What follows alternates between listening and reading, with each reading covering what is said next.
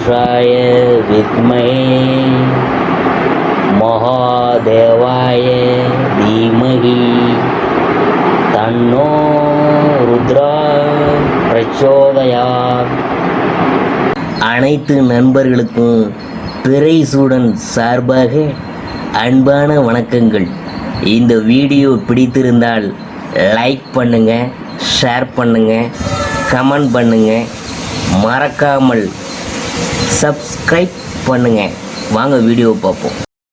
விசுவா வசு புத்தாண்டு 2025ஆம் ஆண்டு. இந்த புத்தாண்டு எல்லோருக்கும் ஒரு அமோகமாக சிறப்பாக போக வேண்டும் என இறைவனை வாழ்த்தி வணங்குகிறோம்.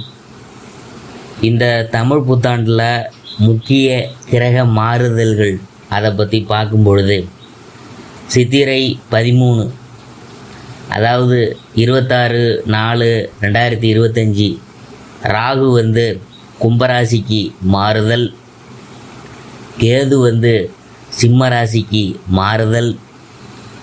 சித்திரை 28 அதாவது 11/5/2025 குரு பகவான் மிதுன ராசிக்கு மாறுதல். ஆனி மாதம் 18/2/7/2025 சனி பகவான் வக்ரகதி ஆரம்பம்.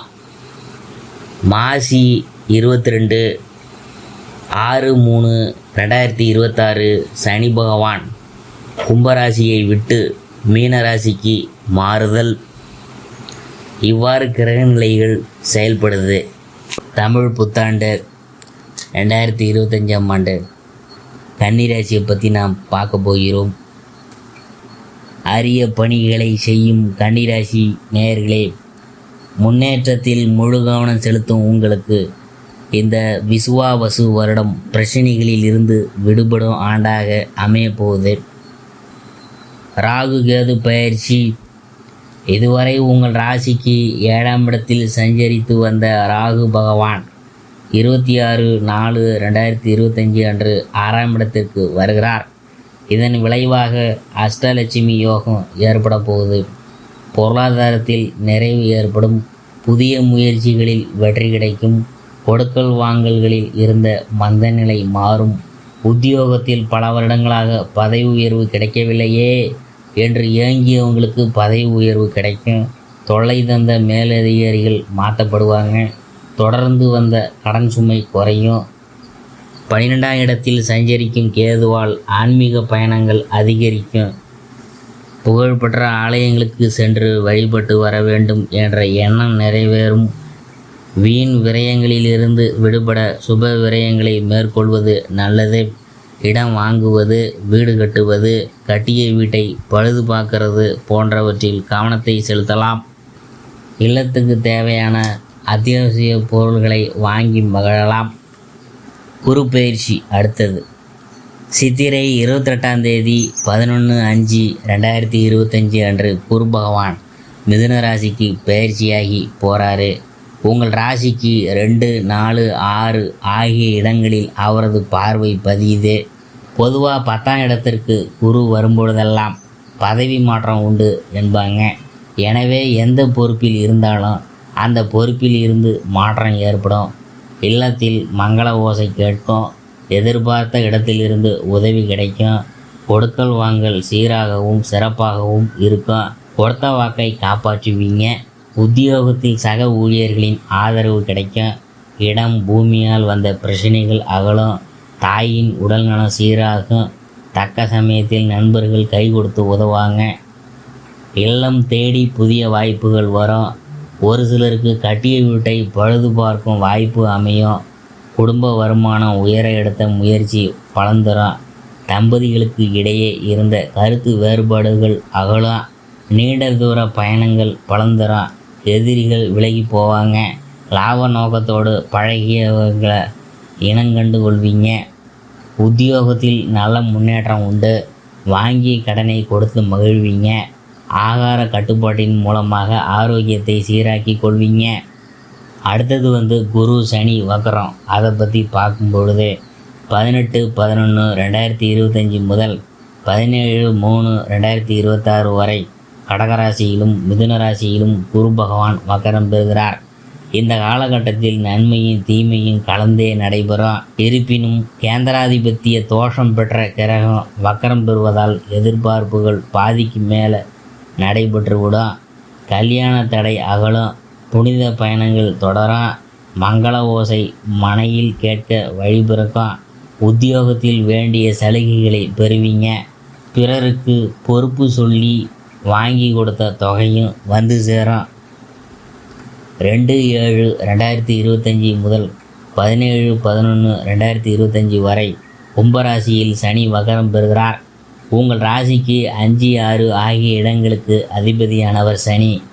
6க்கு அதிபதியான சனி வக்கரம் பெறுவது நன்மைதான் என்றாலும் பூர்வ புண்ணிய ஸ்தலத்துக்கு அதிபதியாகவும் விளங்குகிறார். எனவே சொத்து தகராறுகளும் சொந்த பந்தங்களில் பிரச்சனைகளும் அதிகரிக்கும். யாரையும் நம்பி எதையும் செய்ய முடியாது. மனக்குழப்பம் அதிகரிக்கும். பணப்புழக்கம் குறையும். எதையும் யோசித்து செய்கிறது தான் நல்லது. பெண்களுக்கான பலன்கள். இந்த புத்தாண்டில் தொடக்கத்தில் வருமானம் உயரும். வளர்ச்சி கூடும். வாய்ப்புகள் வாசல் தேடி வரும். குருப்பெயர்ச்சிக்கு பிற்பாடு உங்கள் எண்ணங்கள் ஈடேறும். உத்தியோகத்தில் மாற்றங்கள் வரலாம். உங்கள் பெயரிலேயே வீடு வாங்கும் யோகம் உண்டு. கணவன் மனைவிக்குள் பாசமும் நேசமும் அதிகரிக்கும். பிள்ளைகளின் எதிர்கால நலன் கருதி எடுத்த முயற்சிகளில் வெற்றி உண்டு. தாய் வழி ஆதரவு திருப்தி தரும். சனிப்பெயர்ச்சிக்கு பிற்பாடு கண்டக சனி வர்றதுனால ஆரோக்கியத்தில் மிகுந்த அக்கறை காட்டுவது நல்லது. மற்றவர்களை நம்பி ஒப்படைக்கும் பொறுப்புகளால் மனக்கலக்கம் ஏற்படும். கடகம் குரு சஞ்சாரம், அதை பற்றி நாம் பார்க்கும் பொழுது புரட்டாசி 22ஆம் தேதி 8/10/2025 அன்று கடகராசிக்கு அதிசாரமாக செல்லும் குரு பகவான் அங்கு உச்சம் பெறுகிறார். இதன் விளைவாக சகோதர ஒற்றுமை பலப்படும். தொழில் ரீதியாக சில முக்கிய முடிவுகளை எடுத்து மற்றவங்களை ஆச்சரியத்தில் ஆழ்த்துவீங்க. பஞ்சாயத்துகள் உங்களை சாதகமாக முடியும்.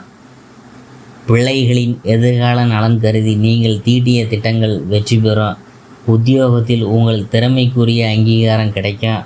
பாகப்பிரிவினைகள் சுமூகமாக முடியும். கல்யாண முயற்சி கைகூடும். வாழ்க்கை துணைக்கு வேலை கிடைச்சி வருமானம் உயரும். அடுத்தது சனி பெயர்ச்சி, அதை பற்றி பார்க்கும் பொழுது மாசி 22ஆம் தேதி 6/3/2026 அன்று கும்பராசியிலிருந்து மீனராசிக்கு சனி பெயர்ச்சியாகி செல்கிறார். உங்கள் ராசிக்கு சப்தமஸ்தானத்தில் சனி சஞ்சரிக்க போகிறார். இதை கண்டக சனி என்று சொல்வது வழக்கம். சனி பார்வை உங்கள் ராசியிலும் 4, 9 ஆகிய இடங்களிலும் பதியுது. உங்கள் ராசிநாதன் புதனுக்கு சனி நட்பு கிரகம் என்கிறதுனால பெரிய அளவில் தொல்லைகள் வராது.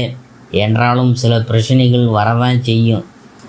எதையும் சமாளிக்கும் ஆற்றலை நீங்கள் வரவழைத்து கொள்ள வேண்டும். உத்தியோகத்தில் எதிர்பாராத திருப்பங்கள் ஏற்பட்டு இதயத்தை வாட்டும். சனி இருக்கும் இடத்தை காட்டிலும் பார்க்கும் இடத்திற்கு பலன்கள் அதிகம். அந்த அடிப்படையில் அலைச்சலை குறைத்து கொள்ள வேண்டும். ஆகாரத்தில் கட்டுப்பாடு செலுத்தணும். உழைப்புக்கேற்ற பலன்கள் கிடைக்காது என்றாலும் உழைத்து கொண்டே இருப்பீங்க.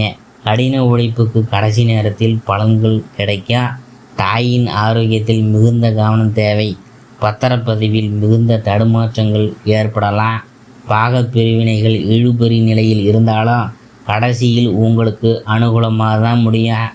பூர்வீக சொத்துக்களை விற்றுவிட்டு அதில் வரும் லாபத்தை தொழில் வளர்ச்சிக்கு மூலதனமாக்குவீங்க. என்ன இருந்தாலும் கண்டக சனியின் ஆதிக்கம் நடக்கிறதுனால சனிக்கிழமை விரதமும் சனி பகவான் சன்னதியில் எல் தீபம் ஏற்றி கவசம் பாடுவதும் நல்லது. வளர்ச்சி தரும் வழிபாடு.